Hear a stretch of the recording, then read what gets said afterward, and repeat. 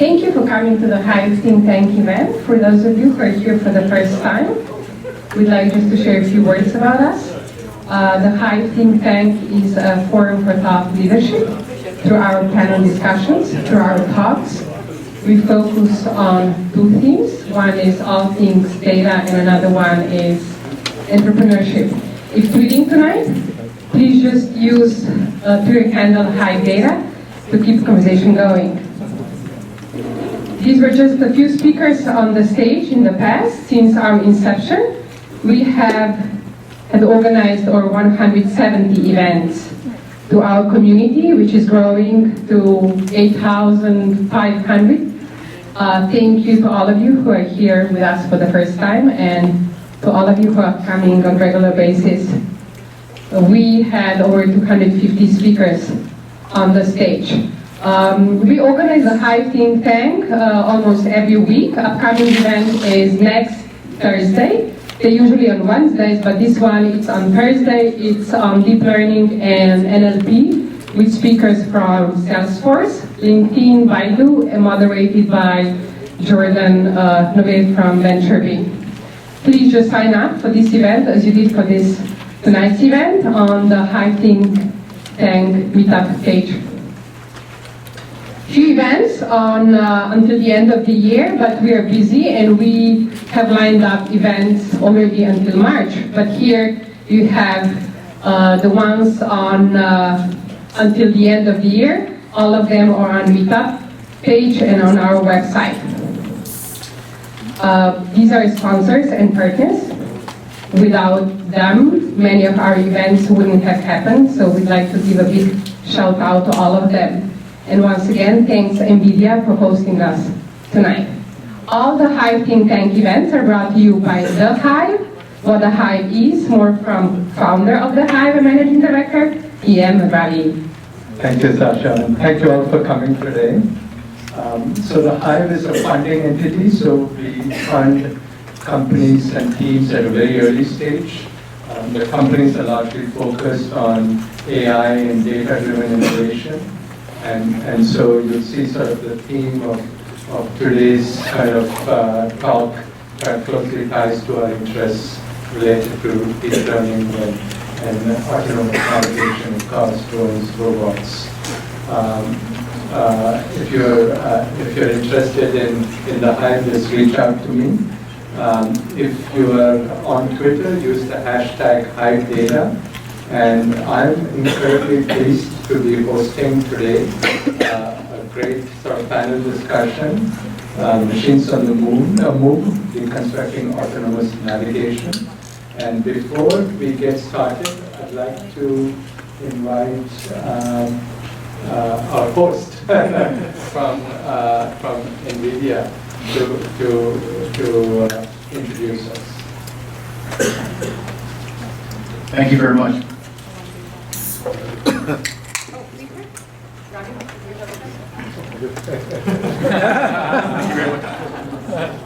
So, first of all, welcome. Thank you all for coming. This is a great event for us, and we're happy to host. I just want to spend a couple of minutes introducing NVIDIA and kind of what we're doing in this space. So I hope this is relatively short. NVIDIA in automotive is not the most well-known automotive supplier. That said, we've been in the business for well over 10 years now. 10 million cars on the road, 20 different brands and 100 plus models. I think we're probably most famous for the work that we've been doing with Audi and Tesla, but like I said, over 20 different branded OEM vehicles. Self-driving, in our view, and in most of the industry, is very much an AI problem.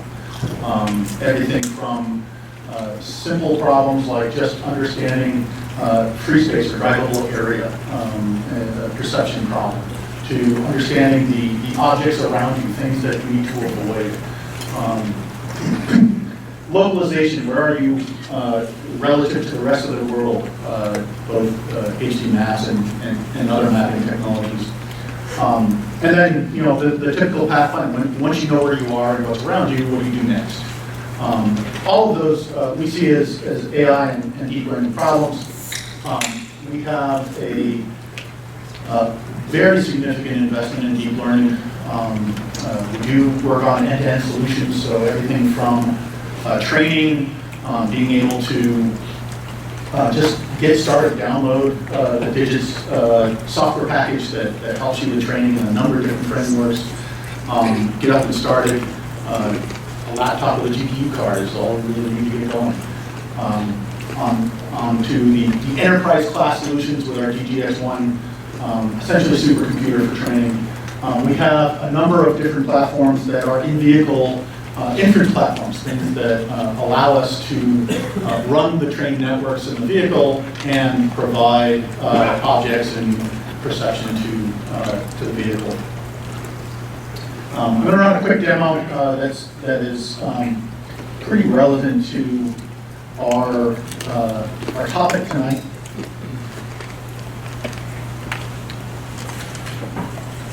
This is a project that we started about 2 years ago with ABB. I'll let it run.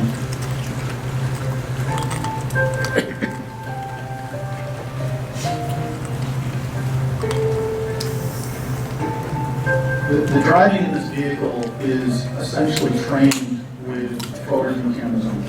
This is not a traditional full pipeline. This is using deep learning to learn the same driving behaviors that you learned when you first learned to drive, and behaviors that I'm trying to teach my teenage children to learn to drive.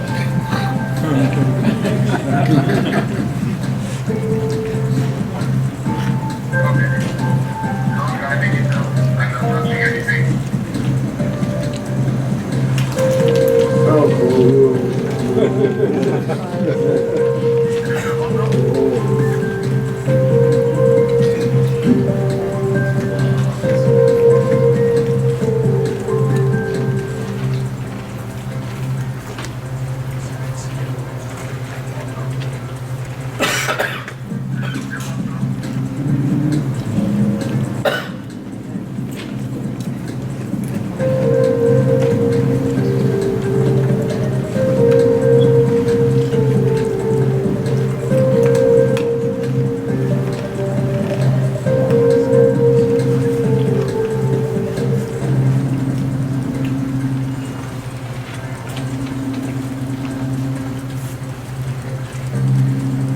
So again, this is just a part of a fully autonomous solution. This is the kind of human behavioral piece of driving a car. The other pieces are also critically important. But I thought this was pretty relevant to the discussion this evening, and I'll turn it over to our panel. Thank you.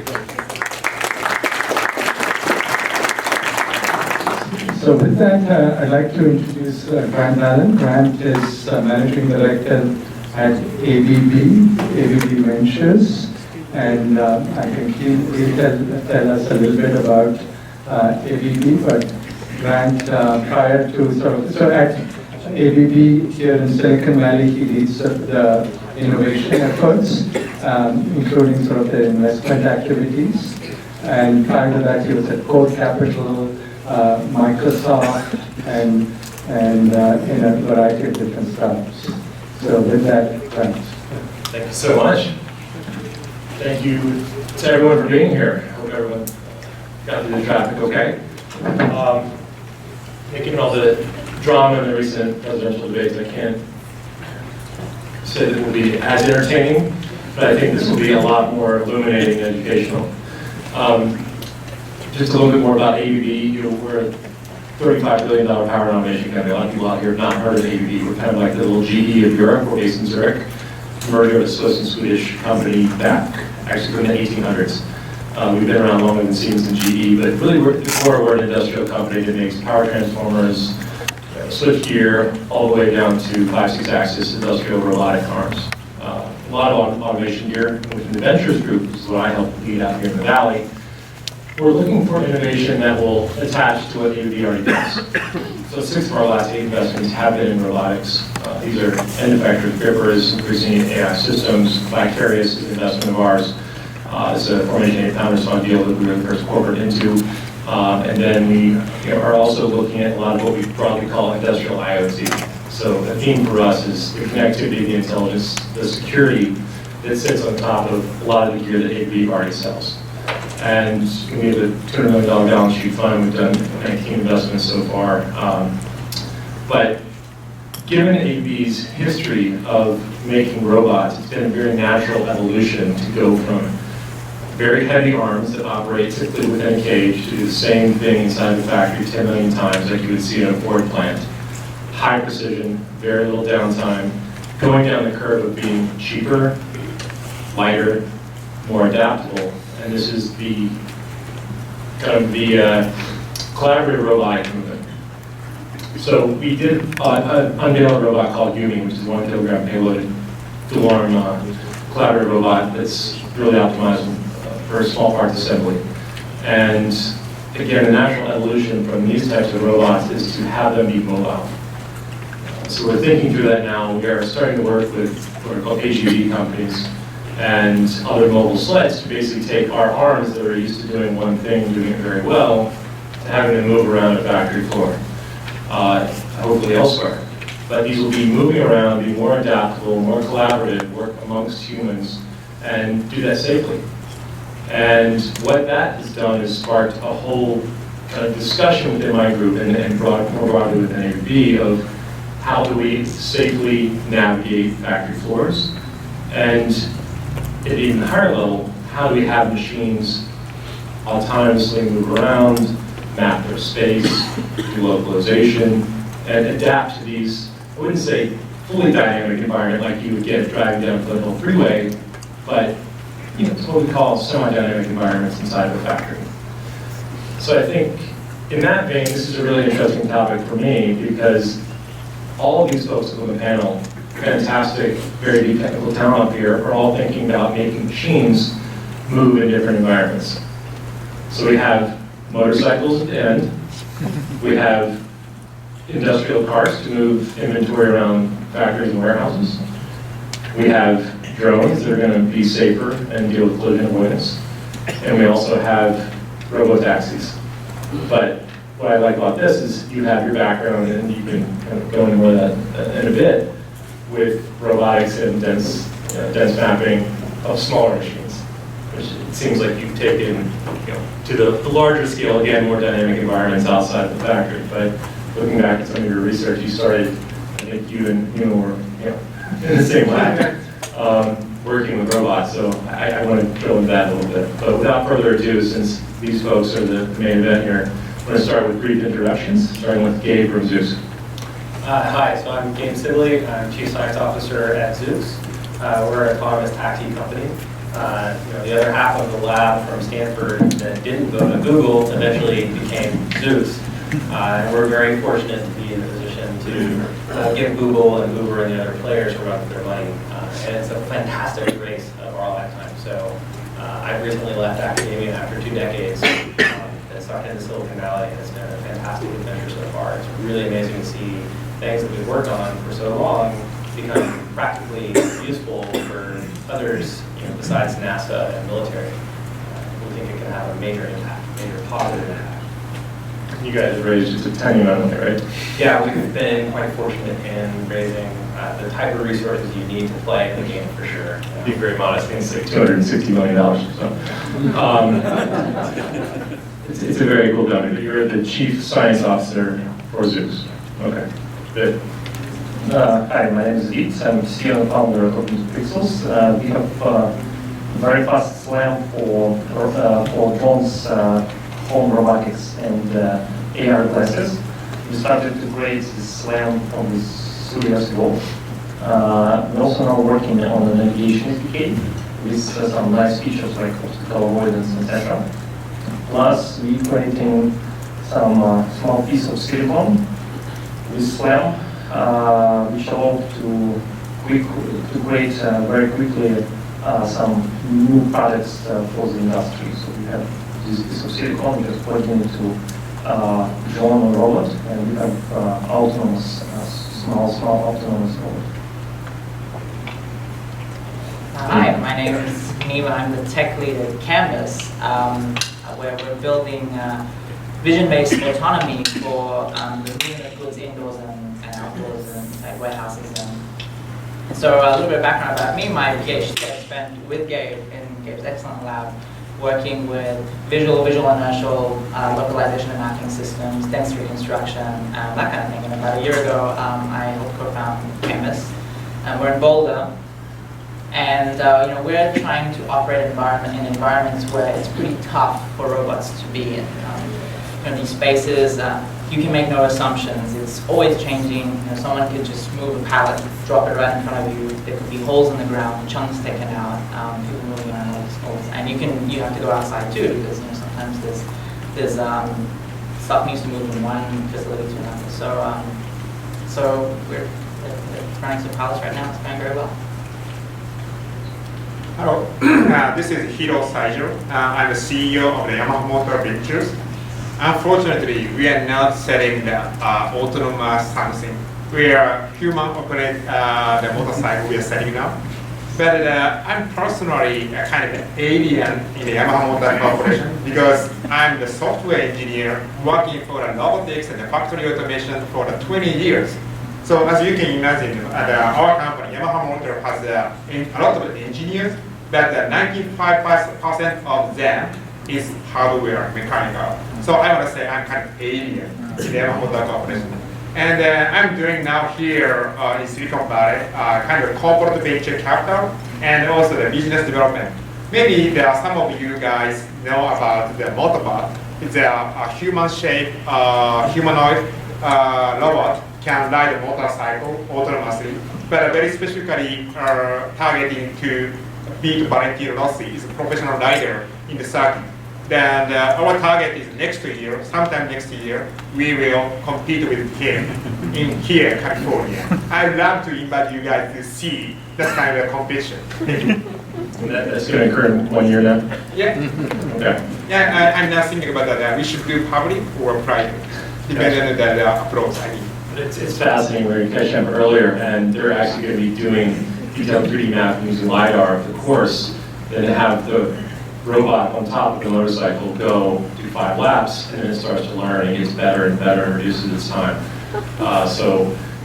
Maybe we start there with, because you guys aren't really aiming for the full, we're not going to have the Google vehicle going and driving by itself, or not going to go compete with Tesla tomorrow. What does autonomy mean for you guys at Yamaha? Okay, we don't have any automobile product in the market. We are doing the motorcycle, marine vehicle, and other kind of vehicle working for the kind of the off-road area, and also snowmobile as well. So regarding the autonomy, and I'm not so sure why so many people is looking at only the cars.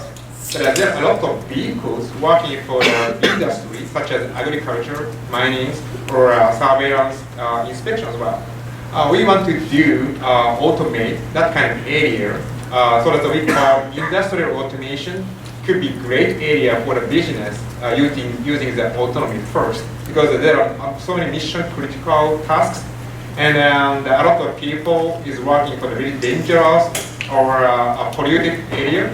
We would like to keep them away from such kind of dangerous job. So we are pretty looking at industrial automation area for us. Gotcha.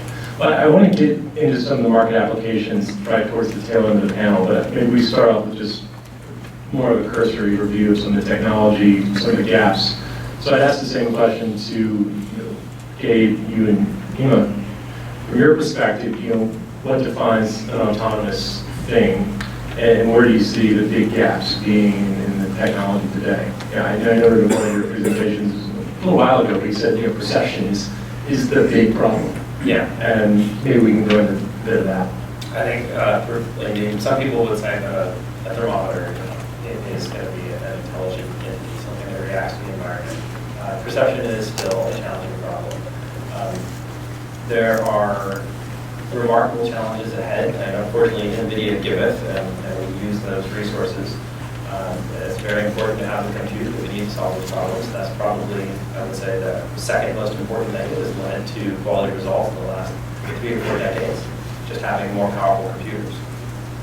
And then before that, better sensors. So camera systems are much better than we used to be.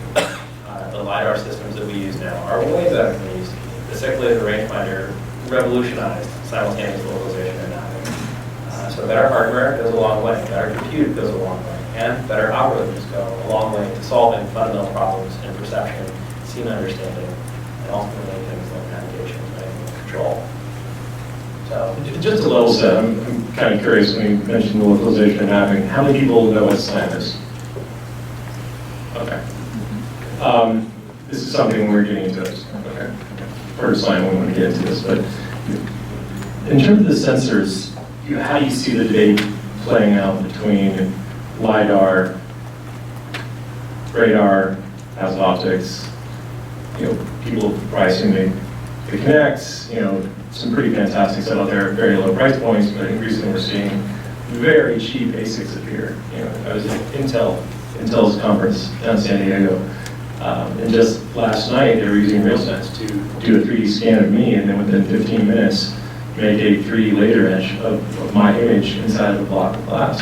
And that was a very cheap sensor embedded into a tablet to do that scanning. So I mean, this is obviously rapidly evolving. What can we expect? How is this debate between the different sensors going to play out in the future? Maybe anybody can take that. I think it's an interesting point. For the longest time, like as Gabe was saying, LiDAR was king. People were using it, in an area that I know a bit more about, the sort of industrial warehouse navigation. People for the longest time were using scanline LiDAR, which is just a single, beam going and spinning around. And I would say the question there is of the modality of your perception. Like Gabe was saying, perception is everything. Like, can you see what's around you? Because if you're seeing in a line, and I put a box in front of your line, that changes your entire world. You don't see anything above it, you don't see anything below it. That box might be a box this high. It's nothing, in my view, it's nothing in the view of someone who's viewing the scene, with their eyes. So it's about modality. Now you get that beam and you multiply it vertically by, 1,000. Still a LiDAR, but now you see a lot more. But then there's a question of cost. So, for us, the intersection, the elbow in the curve for all this is cameras, because the technology, the algorithms, the processing has gotten to the point where we can see how people see, geometric vision. And it gives us a lot of robustness in these environments where it's pretty tough, where someone could move a box, and you've got to make sure that you can tell you're looking at the same scene, whether it's, the lights have changed, people have moved around. So I think in terms of sensing, it's about the modality. Like the more data points you can take from the scene, the better. But some of these sensors have caveats. Like the original Kinect had the caveat that if you got 2 Kinects and pointed them at the same scene, they would destructively interfere. And so that's great for like a single robot case, but with 2 robots now you have an issue. So there's a lot of little nuances here and there, like interference, like modality, and so I think each sensor has its pros and cons. And I'm looking forward to cameras becoming a little bit more prevalent, because I think they're a really, really powerful modality of sensing, but just a little expensive on the compute side. What sort of sensors are you typically plugging into? My company, we prefer cameras. It's like maybe it's old school, but it has a long history, so it's much more predictable and might give you much more interest results. But again, my understanding it depends on use cases. If you try to understand what is less, you need a different set of sensors than just the camera. So it depends on use cases, and sure, I agree it's a question of conscience. Because now you can create some system for $10,000, but you cannot go with this system in production. You cannot go to the market with the system. It's too expensive. And then here, you said you're using, you guys have GPS, values, wheel odometry, and here's sort of. Yeah, because the motorbot has a very specific purpose. Yeah. So we don't need any camera or LiDAR sensing, because we can provide very detailed 3D-dimensional data in advance, and also the optimal path for the fastest lap. Then, because we provide a very specific purpose, then we can simplify robot itself. Without camera, without a sensor to capturing the obstacles. but the order usage in a public road or other application, of course, differs. So sensing by camera or by lidar, whatever, that could be great. But one more point for me is very important for the business point of view is kind of communication, vehicle to vehicle communication, vehicle to X communication. That could be a more supplement for the sensor information, because the sensor is it's like an alternative of our 5 senses, but the communication is a kind of 6th sense. We can get more information and from their other devices. That kind of things, as a network, as a system, that kind of approach could be relevant for the commercialization, I believe. That's why we did some investment for that kind of company, actually. Right? The communication itself is already deployed, but vehicle-to-vehicle communication, vehicle-to-X communication is still on development. How we can get those kind of communication and the information through the communication could be a supplement for those sensor fusions.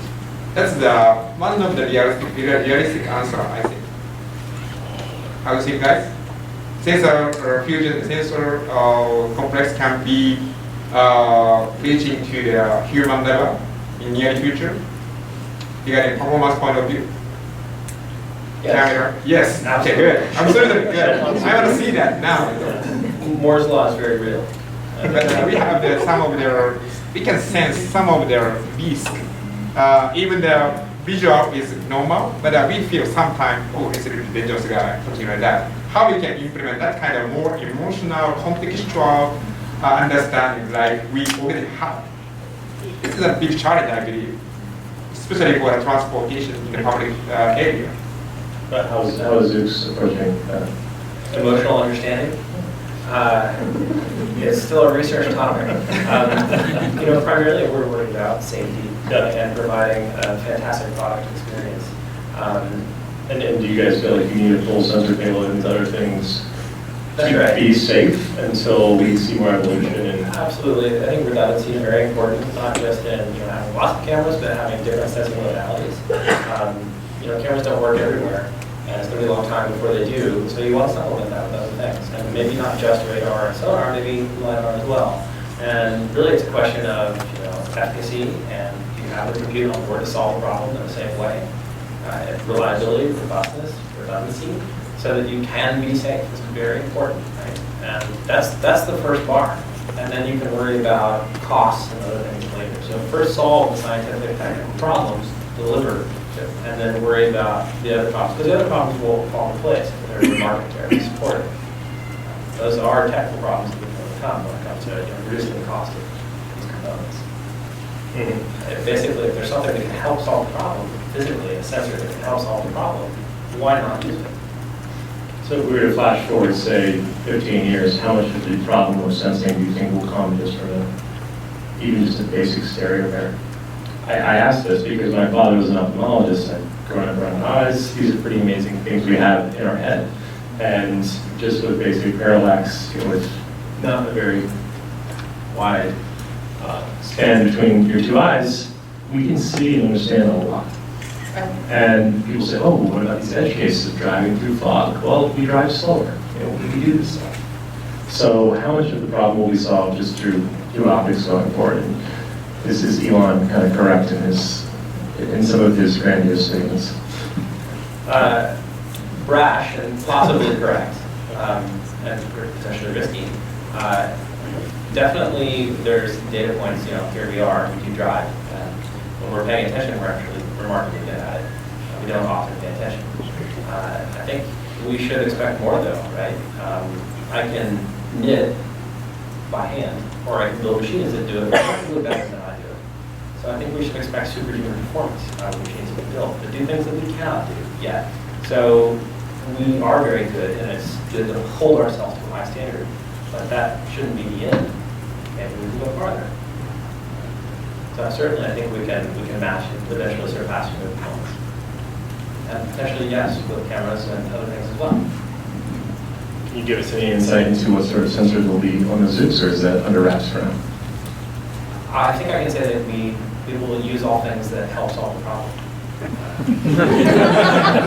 It's precisely vague. We like cameras, right? We like radar, we like LiDAR, we like sensors that are available that help. Fundamentally, the hard problem is in the software. It's in the AI stack, right? I was reading what Tesla's now announced for their package, this new autonomy package, which has 8 cameras, including an aero focus forward camera sitting at about 250 meters, as well as 12 ultrasonic sensors. Is that overkill? I don't think so. Okay. Cloak and dagger here. And then of course Google's pretty heavy in the LiDAR. So, any other insights on kind of what you need? You guys have a very elegant solution with stereo pair. Yeah, I mean, you were just talking about stereo. It had me thinking, the classic stereo problems. Like you have left camera, you have right camera, and then you correlate. But then, you move through the space, and based on that movement, you get more information. Like if you close one of your eyes, you're not going to suddenly lose depth perception because you move around and you see how close things are. So I think these things have been researched, but they've just been so expensive. So I'm actually, I think, just to Gabe's point, as we see more compute power come online, people will start to, we've just felt comfortable right now doing, things with stereo, relying on stereo, using that as a primary means of sensing, and we see really good results. But we really couldn't have done it 5 years ago, even though the knowledge and the algorithms that were necessary have kind of been developed to a large extent. So people use algorithms right now for SLAM that were, from the roots are in the 60s and 70s. So I'm actually thinking that we might see people being able to tap more and more into, like you said, more old school sensors, but getting much more out of them when we have more compute at our hands. So like structure for motion is one example where I think we could do a lot better with just a pair of cameras. Tell us a little bit more about how you're actually doing localization. You take this stereo pair input, your cards go around the factory, map things out. Like, do you have to do it a couple times? Do you have to close the loop? How are you getting the accuracy that you guys have? That's an interesting question, because I think about it in terms of this problem. It's like if your robot has a map, you need a map to operate. Think about the number, which is the number of users you can support, like the number of, let's say, paying customers over that map. And what is that number for you? So let's say if I'm an autonomous driving company and I can map New York City, that number is like 15 million per map. And so what that means is I can then go and spend a lot of time annotating the map, put some human effort into it, make it really nice, and so help myself a little bit. If that number is like 10 or 100, which is where we're sitting, where we have to go into someone's facility and map it, then we can't really create a huge workforce of people to start annotating these maps. So for us, the mapping problem becomes really crucial in its autonomy, as in it has to be kind of hands-off. And so, to your question, like this is where we rely a lot on perception algorithms, is that they give us the ability to map spaces without someone having to go and say, okay, this you can't drive over this because whatever sensor you're using can't see that there's a pit in the ground, or there's like a little thin thing extruding from the side of a shelf. I mean, this stuff I've seen in these facilities is like, anathema for robotics, right? Because it's like the most crazy case of obstacles that you can imagine. So for us, it becomes, because that number is very small, so we have to build maps reliably and autonomously without having to put in a lot of human effort in. And so, to the point of like using cameras, I think it's like the perfect modality for us, because the problem of putting a box in front of the LiDAR, that was actually a real problem for our product, and we wanted to solve that in kind of a big way. And so for us, the answer is to build visual maps of indoor spaces. And so those visual apps tend to be pretty robust. Those kind of changes, people moving stuff around, and lighting changes. So. And even though you're doing that on the floor with a four-wheeled cart, the same principle apply to you. You're just a couple feet off the ground. Yeah, that's one. So I think since we have more autonomous vehicles, we have cheaper models. So because you have more sensors would analyze the same environment. And if they will use the same kind of technologies, it will be better and will be much better for closing clustering. I think the situation with Google Maps and Apple Maps, probably in 5 years and 10 years, we'll have the same situation in our industry. And this will be a problem. And probably I think people will be interested to use the same map for robotics, for drones, and maybe for augmented reality glasses, and because you create a lot of content on this. And it's a Augmented Pixels, are you guys creating persistent maps? Yeah. That will then be transferred to other drones that can also fly through the same space? Yeah, they can be, with our technology, you can map environment, and then can do autonomous flight for warehouses, for inspections, etc. So we have a very clean environment, maybe on the racer on the track. Then we have a warehouse with, boxes and people and, kind of some other crazy stuff going on. Then you have the Z-axis added. Then we have real crazy world where you have, bikers and kids and environmental variables and other exogenous things, which just create countless head cases. And I have friends over at Google doing Chauffeur, and they're just huge teams doing this, supervised learning. Just pump in data. This is what a hazard looks like. Here's all the different ways that someone working on the road could present themselves, and how does the car react to them. So, is this a linear progression, or is this just an exponential multiplication of complexity, and how are you kind of taking that into your model? So learning from experience is very important. Big data does matter, especially when you're dealing with safety critical systems. You've got to be able to show that it's going to work. After 10 million miles, or how many ever million or billion you need to simulate, it really matters that it's safe. So having current truth matters. Having labeled data matters. Infrastructure to support that. And I think it's really important for mom to be in that space. And I think that's going to extend clear through to robots that are picking up trash in parks, or shoving packages down the sidewalks while working in your home. We want these systems to be reliable. So I do think that matters. And the value of maps, they're a fantastic prior, right?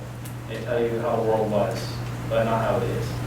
So if you can verify that it's still correct, then you can leverage that. But you do need to be able to work at the other end of the spectrum. We have no prior. Things have changed. The world is a dynamic, crazy place. And there's really a spectrum. And you need to support all solutions in between. So maps are useful. They help you get started, but they're not the end of the story. And can you give us a sense of how you guys are creating that ground truth to start from?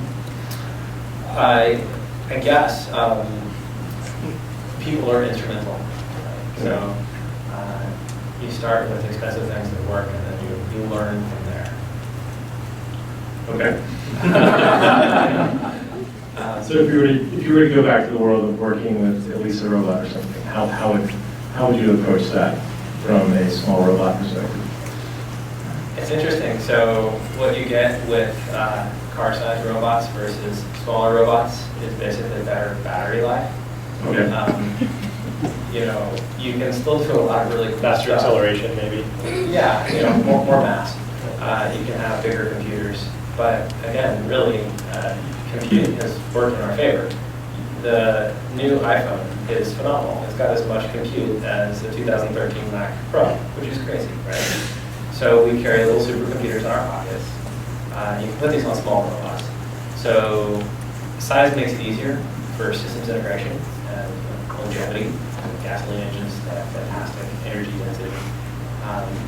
But is it a different algorithm? I don't think so. Great. I'm curious, before we move on past some of the technical side of things, what do we all think are the major outstanding problems that need to be solved? As we and again, I think we steer clear of the out in the Wild West, automobiles, not in a clean environment. I don't know if people have seen this Tesla video that driving around. It's Sand Hill Road, and that's a joke.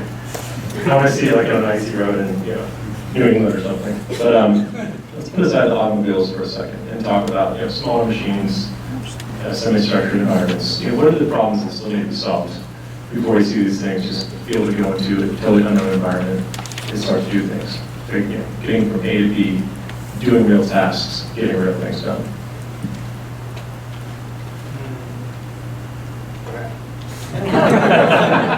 It's pretty complicated. I think Pretty right. short answer would like bottleneck your sensors. All the rest would be solved by NVIDIA, for example. So like processing power would be provided by NVIDIA. So So I see NVIDIA needs to pick up the pace of innovation. I'm not criticizing NVIDIA here, so. Yeah, this is, I think this is the problem here. And second, maybe it's, maybe I'm speculating, but sometimes it's political problems. So because some over expectation for example, vehicles. Because if you will even now change all vehicles to autonomy, like self-driving cars, probably to do less accidents than you can. But people want like 99999 something, like with 0 accidents. So maybe someday we'll just change a little bit the expectation and just do what we have. I was trying to think about this. I think the motivating problem for me, the only term I know it, is long-term autonomy. And I think this is like this is a problem I care deeply about, but it also manifests itself in what we're trying to do as a business. Long-term autonomy is really about taking your hands off your robot. You know, just hands off and seeing. You just start the clock, seeing how long it lasts, how long can it run without. You name it happening to it, the battery running out, the map getting corrupted, getting stuck, penned in, whatever. And I think that the reason I say it's a motivating problem is because you can start there and branch off into perception to control to engineering the actual physical hardware. But I think this is one of those problems where it's not in the limelight because the results aren't breathtaking. It's the difference between the 95% and the 100%. That's kind of something we deal with because we're trying to create things that you leave behind. And you don't have to think about, oh, the robot that I run. Yes, I have to do this to it, I have to do that to it, I have to charge it again. Oh, the map got corrupted, how do I deal with it? So to me, that's one of the fundamental challenges. And like you said, it could be a little bit political because if you solve it, you say, oh, my robot ran, for 2 years, nobody touched it. We're like, oh, cool. But I think that's a huge challenge to get to that point. Okay, I agree with you guys because I'm now thinking about how I should say because I'm pretty pessimistic about any camera, lidar, radars, vision recognition type of things because I'm working for the factory automation engineer, same as the ABB, and machine vision is great to find some specific target. But not so good for generally searching the risky things, those kind of things. So one of the problem and challenge for us is this is the first time for us to have autonomy just next to me, right? So this is the nature of the human. We are always expecting kind of perfectness for the robot. But just one error by billion time, then the error came up, then the human cannot allow that kind of error. The bar is very high compared with other kind of drug people, something like that. We are doing the errors every day, but we cannot allow robots should do that. Robots should do very, very perfectly working. That's kind of the natural expectation, a big challenge for technical people, I believe. That's why, as a kind of corporate venture, we're thinking about more realistic story, semi-autonomy in a regulated area. Then we shall show real value for the human people. Then they are getting a little more tolerant to accept that kind of minor errors. I would like to train the people to think about how we can co-live with robots in the usual area and the daily life. That kind of things we are now looking for. That's well said. Even at ABB, which is really this kind of Swiss precision kind of place where we're made to set up a robot and an integrator comes in, we make it do the same thing many, many millions of times.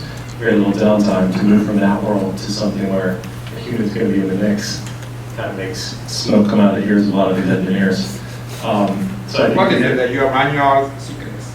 Yeah, you're also going to see hybrid scenarios in the interim where someone may come in as a human and move the machine into a new machine-tending application, and there's an autonomous system to help it identify a part that might not be placed precisely. And we're doing that today. But I think it's going to be very incremental factor. Okay. Really interesting. Okay. Well, I want to pick up on one point that was made around the kind of overall safety perception, regulatory issues. I think that's an interesting one, and not just for automobiles and what's going on out there, but also inside the factory, as these are increasingly operating beside humans. But I am also curious, since we have some fantastic folks in here, who thinks that autonomous vehicles are going to be safer than what we have today? It's a pretty biased crowd here, so not surprising. Yeah, exactly. I lived in Washington, D.C. for 10 years. Slightly different response. It's like, oh my God, Skynet is going to take over the world. Okay, well, so that was probably not as mind-blowing as we thought. But what do we think are some of these other regulatory issues that might come into play and limit adoption, say, especially for drones? Maybe we can start there. And there's a whole host of issues. FAA is involved. I would like to introduce some of our experience. We did one investment for a drone company. It's a Precision Hawk. It's like just drone company. They're using some data analytics behind that. But what we want to participate their investment opportunity is not that kind of hardware, neither the software. They're doing the development of their air traffic safety system for drones, right? And that could be a great for the user, of course, but for the regulator, right? Like FAA, it's a really significant happiness for them, because the headache for the FAA is how they can manage the tons of drones is flying over everywhere, anytime. Then that's a huge problem for the regulator. That's why they want to put some strong restriction, right? If we can provide some solution, not for customer, for regulator, they can observe very easily one dashboard, the one geofence click, then the auto drone can follow that kind of order, command. That kind of the idea could be expand our opportunity to use the autonomy for any kind of application, I believe. This is my idea, because this is pretty interesting for me. I never seen such kind of approach from a startup company. So I'd like to see more such kind of the activity and direction through the startup company, also the corporation, work together. Gotcha. And in Augmented Pixels, what sort of safety systems are you having to layer in to deal with either the present state regulations or what you anticipate that state to be, since it's kind of a moving target? First of all, to talk about regulation, for me, I'm feeling I'm wasting my time. I hate talking about the regulation, so it's like all the bureaucracy here. So I'm sorry to waste your time. I'm trying not to. And you even see now what some first pilots with like autonomous drone implementing outside of the United States. Somewhere in Africa, in Switzerland, etc. So, I think it's normal progress. So science will prove that your application working fine, and you can invest some money to educate government, and then you can have good regulation system for you. So for me, it's like normal situation. But you have to spend some time to this.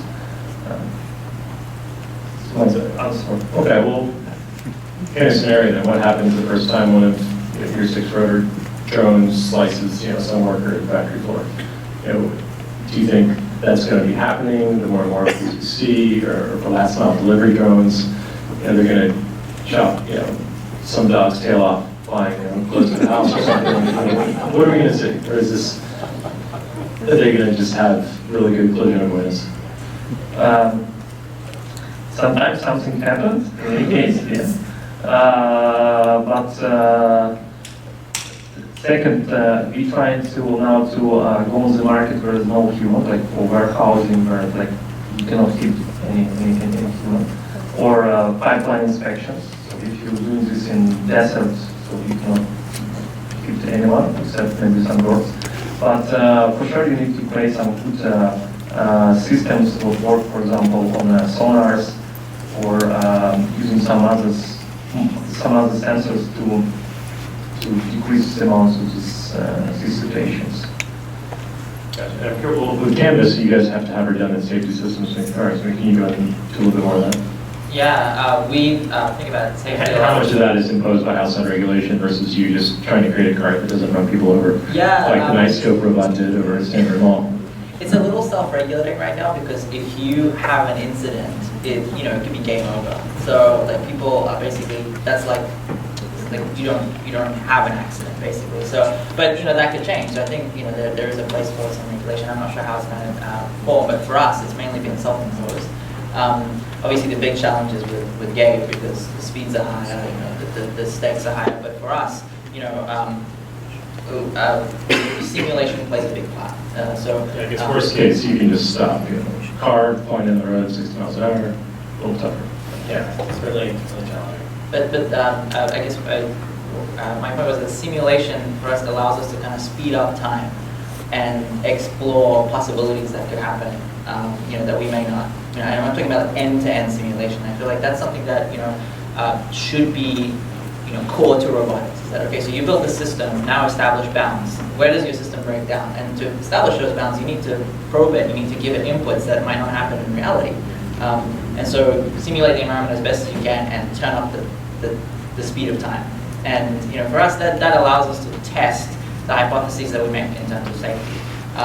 As the systems get more complicated, you might not be able to establish theoretical bounds, like it's a black box. And so I'm not sure how we'll be able to look at a full system and say, okay, we know that it's intrinsically safe. Like this is the equation that says it's safe. So then it's a matter of testing. So simulation for us is that it's sped up testing. It's like that's how we at least test it. And obviously there's sensor redundancy like proximity sensing, LiDAR, ultrasound for like glass, like you said. I have talked with insurance companies, so they looking at this market. So probably maybe you can buy just insurance solutions. But it's not save us from some very fatal accidents, but for some small accidents, probably it's a solution for companies. For sure. So, I had an opportunity to work for many of the competitors in this space, and what we're doing here is actually really important. All of these companies, many people in this room, we're potentially fielding robots that scale into society, and some of them are going to be quite dangerous. So this is a huge opportunity to get it right. I think we're obligated to do that. I'm a roboticist. I care about what it means to build an intelligent entity. That's a terribly interesting problem, right? Philosophically, scientifically, practically. And so I really want to get that right. I don't want to ship a big box. I want it to be not only reliable and beautiful, I want it to be inspiring, right? I want it to be safe and something that people really want to use, that they trust and really respect. So we think very, very deeply about reliability, robustness, safety. And there are standards that you can apply. There are techniques from aerospace and other industries that you can apply. And I think it's important for legislation to be thoughtful. I think quite fortunately we're seeing mayors and governors and lawmakers, they're quite forward-looking. And perhaps it's unsurprising because there's simply so much value on the table, right? We need to get this right, it's worth getting right, everybody kind of sees that, and it's not being blocked. People aren't dragging their feet, people are actually really looking forward to look at the draft that's coming out of Vit recently. It's actually really pretty profound. So I think we're going to get it right, but I think it's very important we do so. Again, just because there's so much value, not just financially, but in terms of making our lives better, right? Hey, Silicon Valley, making the world a better place, but actually for real this time, right? It's always great. Yeah. So yeah, I'm not so afraid of the legislative landscape. I actually do think that the FAA has been maybe a little difficult to work with, just because that is a more strict and risk-averse community historically, and people have stomached too much death and injury in the automobile space for a long time. 1.2 million people die per year, and that's an incredible cost, right? It's like a 747, 5 747s full of people falling out of the sky every single day. If that happened, we would never fly. So yeah, I've said it's partially just the way they operate is super, super risk averse. And some of the other thing I also think because of the large automakers who have fairly deep pocketed lobbyists, and they now have a huge dog in the sun. Suddenly the skids agrees a little bit more in DC. So. Again, there's simply so much value on the table. Yeah. Right? Just the typical car is used 4 to 5% of its lifetime. It's the second most expensive asset that most people spend money on in their lifetimes. And then it sits downtown, occupying 30% of the most expensive real estate in the world.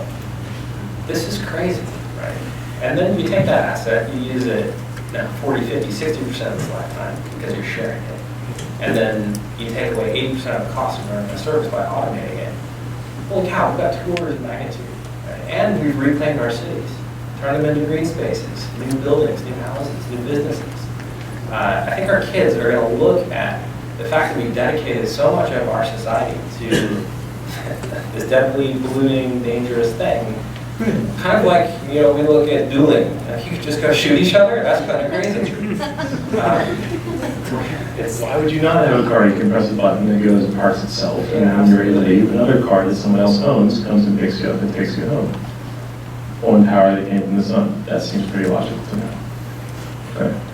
Well, this is a good segue into kind of the market opportunity. You pointed at a couple numbers. I kind of agree with you. It's a huge, huge market, and I think anyone who came down 101 tonight would probably agree. There's too many blank cars out on the road. How do we view this market? Where are the big pots of dollars? This is where I got to put my VC hat on here. And especially around, we'll talk about drones because there's a lot of mixed theories in the VC space on whether drones is a real backable space or not. I think the consensus would be that there's a lot of money around autonomous vehicles. But let's start with some of these more niche applications, and even around precision health. You guys have made some bets in this space. How do you think about the market opportunity out there, and how much of that is being pent up by some of these problems we're trying to solve around autonomy? Of course, obviously the market potential is huge. I totally agree with his comment. We are now consuming a lot of the space and wasting time, right? Those two is a very essential resource as a human. How we can utilize those resources to be used for more productive, more powerful things, right? That's the biggest question for me. Then, so our criteria for investment always we don't care about risk, but a little bit. And we are more care about how big the impact can be brought by this technology or business, right? So autonomous driving curve, and if that is populated enough in the market, it can be a transportation system, not only the human, but also goods and logistics, right? We could see this is kind of the reinvention of the transportation. Because at this point, we have a private transportation and public transportation. But the autonomous driving curve looks like a train, very small train without legs, right? In that case, the boundary of the private and public will be disappeared. And then looking at the millennials or younger generation, they just want to use. Ownership, it doesn't matter for them, right? If they can just use any kind of a transportation through the smartphone or other device in just 5 minutes, that's a great solution, right? So if this transportation service, logistics, supported by a lot of the autonomous technology, can be a service business. As a service type of business, it could be exploding. That's a huge business opportunity, I believe. It will be replace all of the transportation for every city in the world. I believe so. And when you guys think about the problem you're going after is a fairly broad one of moving things within factories. And there's a lot of people. I've seen some really poorly run factories, and I've seen over in Shenzhen, people shoveling it. It's a lot of headcount. So obviously a big market. How are you guys thinking through that, and how do you answer the question, what do we do with these people when we get them out of the job? Well, I guess. The spot a little bit. Yeah.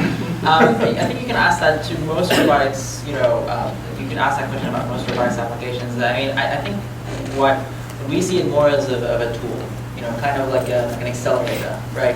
There was a time where people would drill manually by twisting something, right? And then there came the electric drill. And well, yeah, you need less people to drill, but we can't really think about the original application as a viable option. So that's kind of how we see it in that, you said a lot of people are spending time moving stuff around, and oftentimes they take time out of what they're trained for and what they're really good at to, let's say, push a cut somewhere.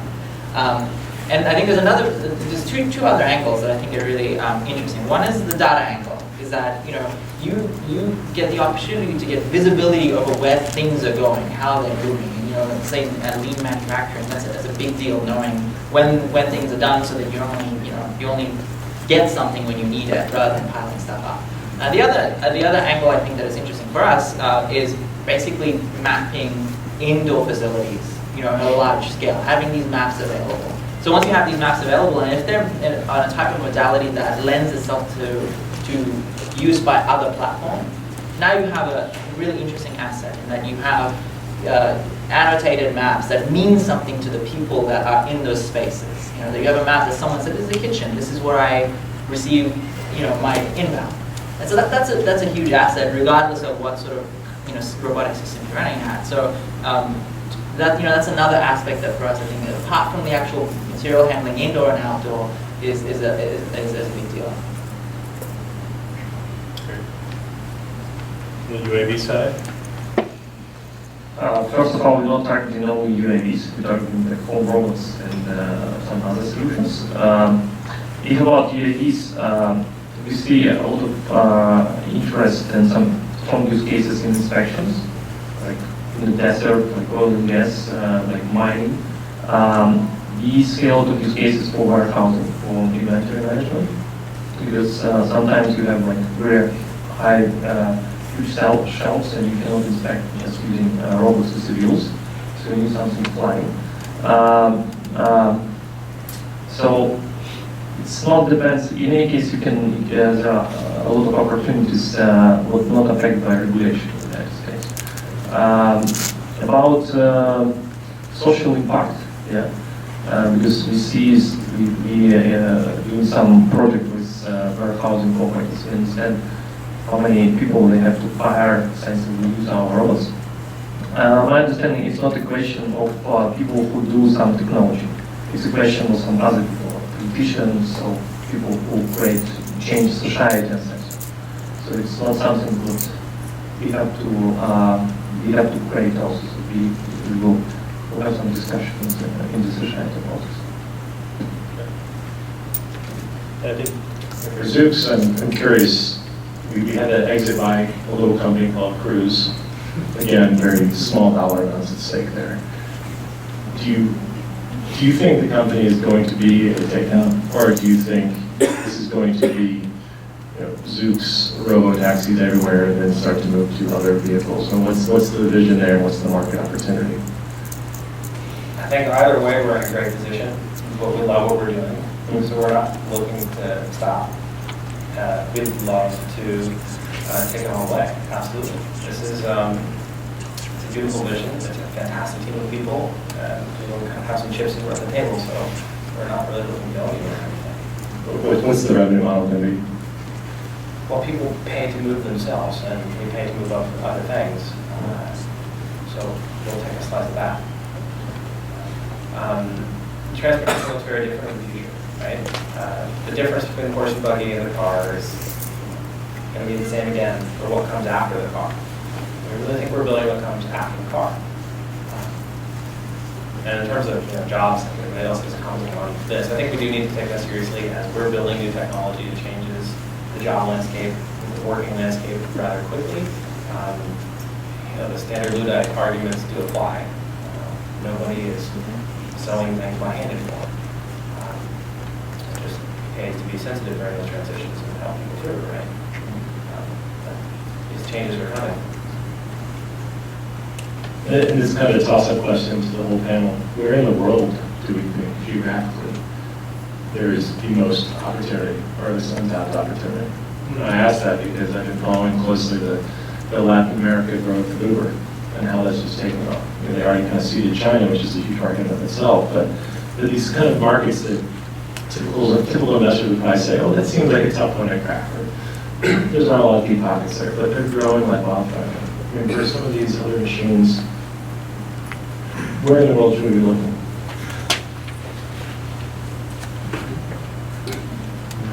No idea.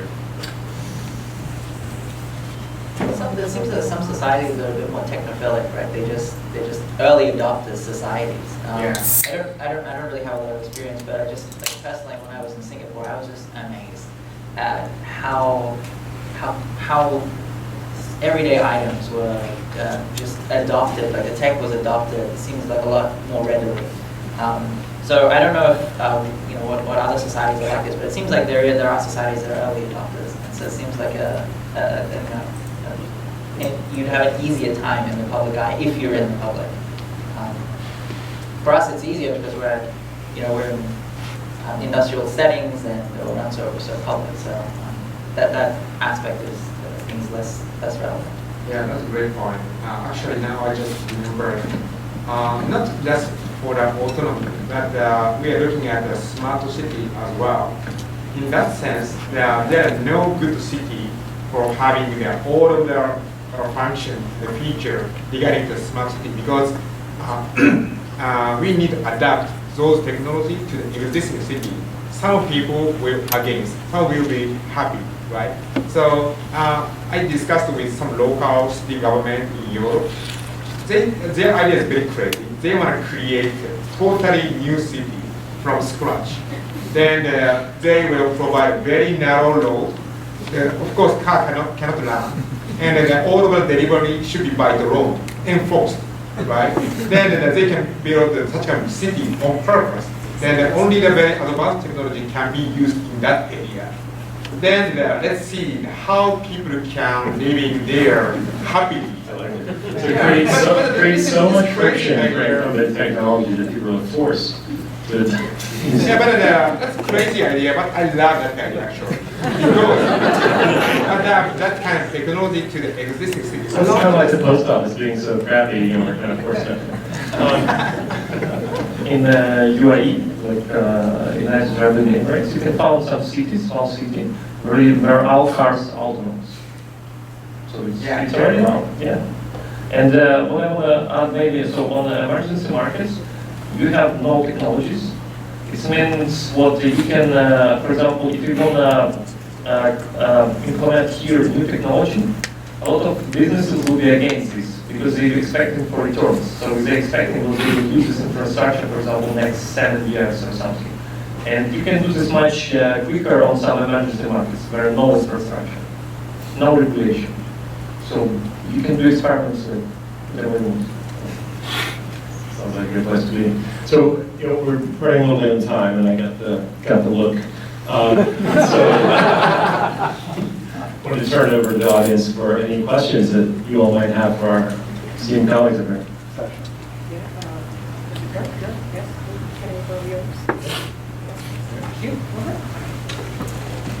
Thanks. A question for Gabe and Nima.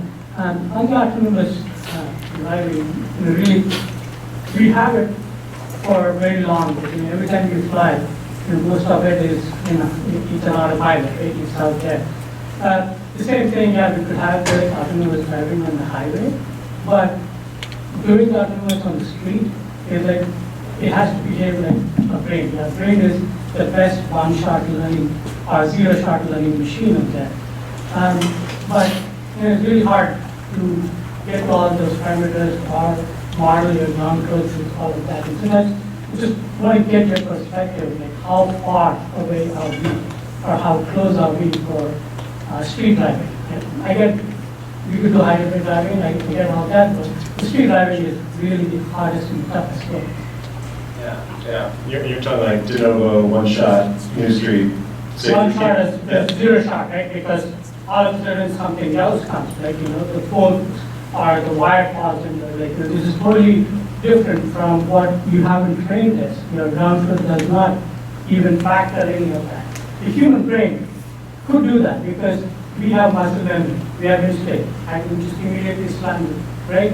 Or find like the nearest, like go to the curb, do whatever, right? So that, as a roboticist, I deeply care about the first law of robotics, where I really want to hurt the human being. And I don't want my autonomous vehicle or thing to hurt a human being. Absolutely. Prediction is a famously challenging problem, so the future ain't what it used to be. Obviously, we think that now is the time to strike, right? The talent is here, the money is here, we think that the trajectories are right such that we can get there for money. And safety is critical. For us, obviously, it's existential. We have to build something that's safe. First and foremost, it's got to be reliable, trustworthy, trust, right? So that kind of answers the question of how long it's going to take. Could we be wrong? Sure, of course. There were AI winters that came before. I do think it's different now. I think we are seeing unimpeachable results across the board. Things have changed. We have a significantly greater amount of data and compute to solve some of these problems. And yes, since all these things are coming together. So definitely, now is the time to try. I'm not a roboticist, although I like to be called one something. I like that expression. My question is twofold. One is the advent of smart cities, and I keep watching programs and reading about researchers who are focused on smart cities. How much is your success dependent on smart cities? And two, this week there were a series of articles in the New York Times in which they discussed military robots, how multiple robots could be operating simultaneously, and how state machines could actually come to an equilibrium. All of those ideas and notions I bring forth to ask you a question. Is there any business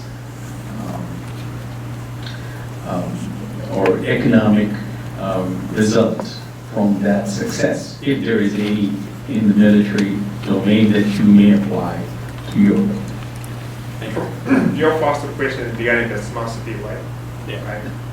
Of course, if I get some success in the smart city, I'm not here. I should be a billionaire already. Okay, but smart city is kind of conceptual name, right? Not only the transportation, but also the residential space management and the air pollution as well. There's so many factors is kind of combined together. And also the definition of the smart is also a big question for me. For who, right?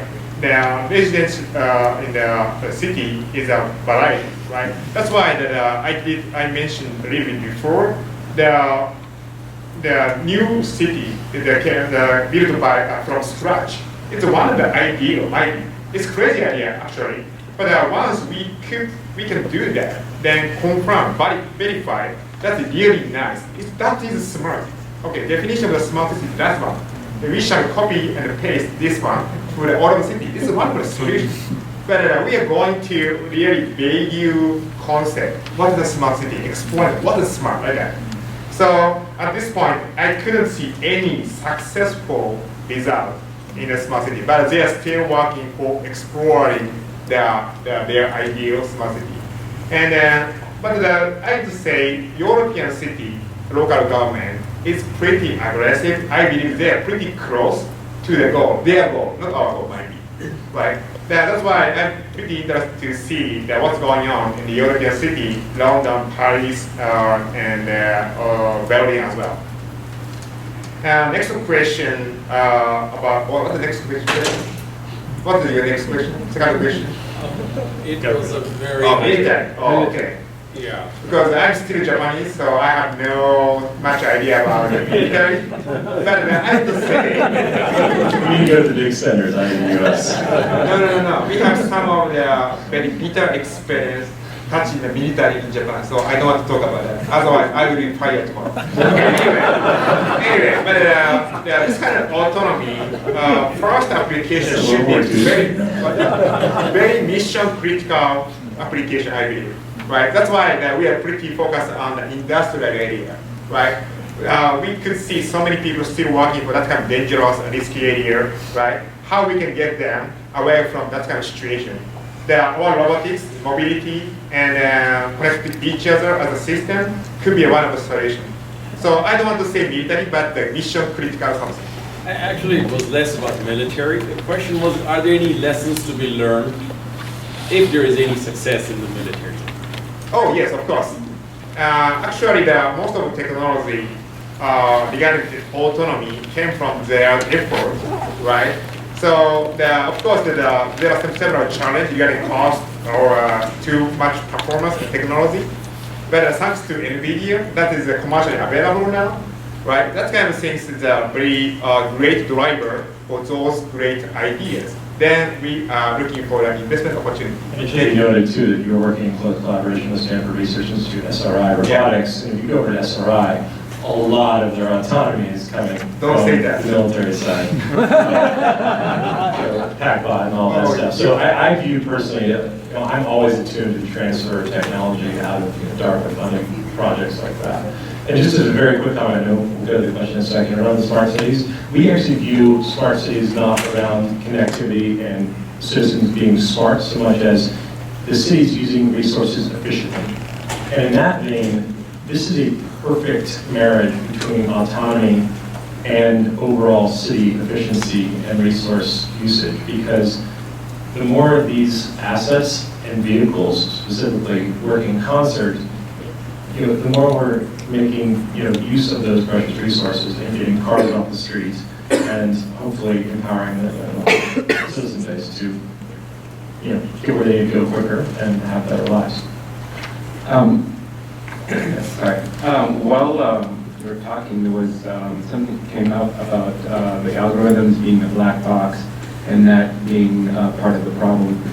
Do you have an estimate? Can you kind of maybe quantify some of that difficulty? Let's say if today you had a way of seeing inside the algorithms, how much quicker do you think the development will be, and how much would that save?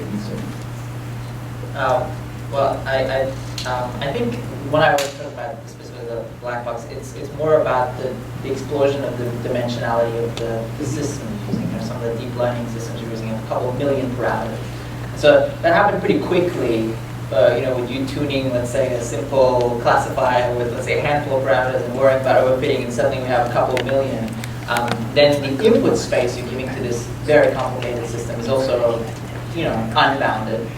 Let's say if you have a camera, you're fitting into your camera, any image can come in, and you can't really bound the set of images that come in. So this is what I mean, like about the black box and stuff. It's a very complicated system. So if you had infinite time, you could enumerate all possible inputs, then you could enumerate all possible outputs, but we just can't. But you were talking specifically, you said you have to do all the testing, all this extra testing, because you can't tell what the algorithms are doing. And therefore, because you have to do all this huge testing, that's part of the problem with the black box. Right, the testing would be to somehow establish an input bound into your systems. Okay, these are the scenarios we think that will be presented to the system, and so hopefully that will give us some balance on its output. And I think you have to do this regardless of whether your system is extremely complicated. I mean, if your system is so simple that it's closed form, then you don't need to do this, because you can theoretically say, okay, this is the space. But if any sort of complicated system will need to have this kind of balance set. Question. Hi. So there's a lot of talk about the communication technology. So my question is related to probably everyone but industrial application. There will be so much noise, I think, and there are so many manufacturers and groups focusing on different types of technology, different sensors that will be used, how many different things you have, how much data you're collecting, where it's going, who needs to be looking at it, etc. I agree that that the communication is so important and needs to be shared. But how are we going to get everyone to share it? How will the people who need to use this be able to communicate with each other? So if you can talk a bit about that, I would appreciate it. Thank you. Yeah, I mean, it definitely, we live in a big data world now, but it's probably a drop in the bucket compared to what we're going to see. It's also really important that these systems need to work, when the grid goes down, when the cell phones aren't working. So while V2V and V2I are popular proposals for how we need to solve these problems, I still think we need to solve for driving in situations where you've got the drunk teenager in the Pinto next to you that just doesn't have the right RFID to talk to your car. So we have to solve all of the hard problems too. And the V2V and V2I, while maybe useful and can help you like figure out where the red lights are or route around an ambulance or something, you have to achieve the hard stuff first in order to be safe. So those things are helpful, but they're not critical, if that helps answer the question. And was that just, does that answer the question, or is it more around how do we actually get people to be open about their data, such as, Right, because I feel I'm like you trying to kind get of, to here, I may want to keep that private, where I'm actually going, and have that go to some sort of master map or something. yeah, I feel like you've kind of just scratched at the tip of the iceberg. Yes, of course, we want everyone to be safe, but I'm talking about how do we get to, because my goal is we are not driving anymore. Driving is like you would ride a horse. You go to a special place and you pay to do this thing. That we are not doing this anymore because it's just flat out not safe. We don't have the processing power to do it. So to do this, we will have to have extensive communication networks that will be vehicles communicating to vehicles, vehicles communicating to infrastructure. I have the stoplights go away, have all of this just working. So, but how do we get there? I don't even know what data your car is going to share with a Tesla versus a GM, and if Toyota will ever do this someday. Yeah, it's super interesting. I don't know if we're going to share the maps that we create. You know, Apple and Google don't necessarily share maps. I think that if you put a lot of effort into doing something and it's a strategic advantage, you probably just keep that, right? So we will build systems that are fit for purpose that we can use to make sure that it's safe in the world we occupy today. Not a future where it's a monorail, but the world we're in today, which is traveling with all the dangerous drivers that we see every day. We have to solve, actually, it's wild, we have to solve the really hard problem first. So my question actually, there are two parts, and to some extent you already addressed the issue of being a black box. So machine learning is kind of like, yeah, it can learn, it can predict, but how we know that it's really true. So it goes back to the question about regulations. How we know that these machines are really ready to let them run loose. And related to the note, there are some claims even that flying autonomous vehicles are simpler because, especially if you keep them on rails, there are less unpredictable things like pedestrians and everything else. So how we prove, I mean, that they are ready, really, they are mature enough? I mean, maybe flying is easier, right? It was much easier to do visual navigation on Mars than it was on Earth because things stay put on Mars. The world is complicated because we're here, right? It's a very We're not on Mars. I mean, we should occupy Mars. That's right. So we will make it complicated soon. Yeah, so I think that the answer to that question just it comes on many, many different fronts, right? So big data is certainly a huge part of it. Verification, validation, engineering standards that are used in fields like aerospace and automotive. These are all really important. So there are practices that can be put in place to have a process to verify that components are. Some of them are proven, some of them are being time to failure. You know that this bolt is this good for a line here. So there are things that we can do to engineer safe systems. We have to use all of those. And again, I think big data, lots of files, lots of simulation, these things really help. Like a Boeing 787, we don't fly that for 5 million miles before we fly it with people in it the first time. There's a whole process for proving out the individual components and then putting it together and flying it. So not everything is proven, right? Some things are already essentially black boxes in the sense that we have numbers like mean time to failure. We have statistics on their performance. Yeah, so one thing is mean time to failure, but another one is how you deal with, let's say, security, because leaders can be, you can spoof them, you can essentially, they have proven that you can essentially have a Google product to be confused very successful.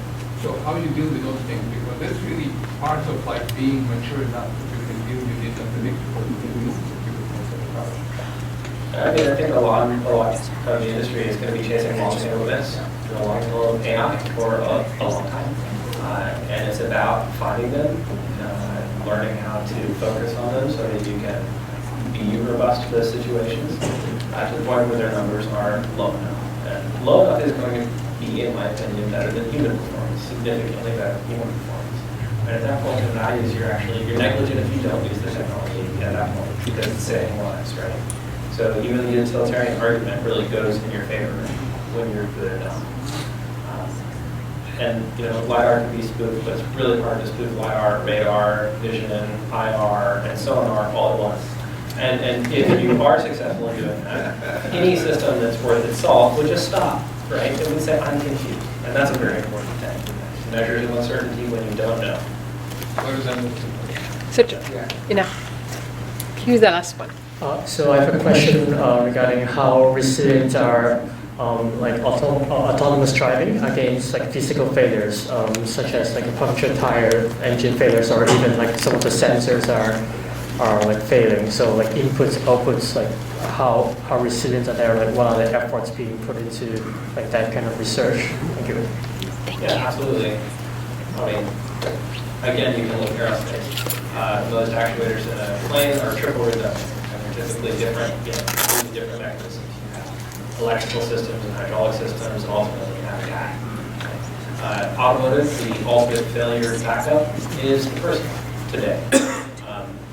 That obviously can't be the case for what is produced tomorrow, but building in redundancy in terms of situation and electronic stack is a known quantity. Right? And it's critical. Obviously, you have to have that redundancy to be fail operational. So if things break, you actually still have multiple redundant backup systems that allow you to safely finish what you're doing.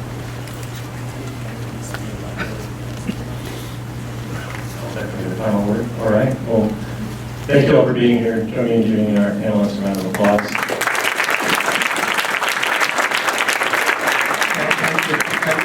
Thank you for an awesome conversation. So you heard it here. We've been chasing for a long time the long tail of AI problems. So thank you, Gabe. Thank you, Vit. Thank you, Nima and Hiro and Grant, of course. Thank you all for coming. And great questions.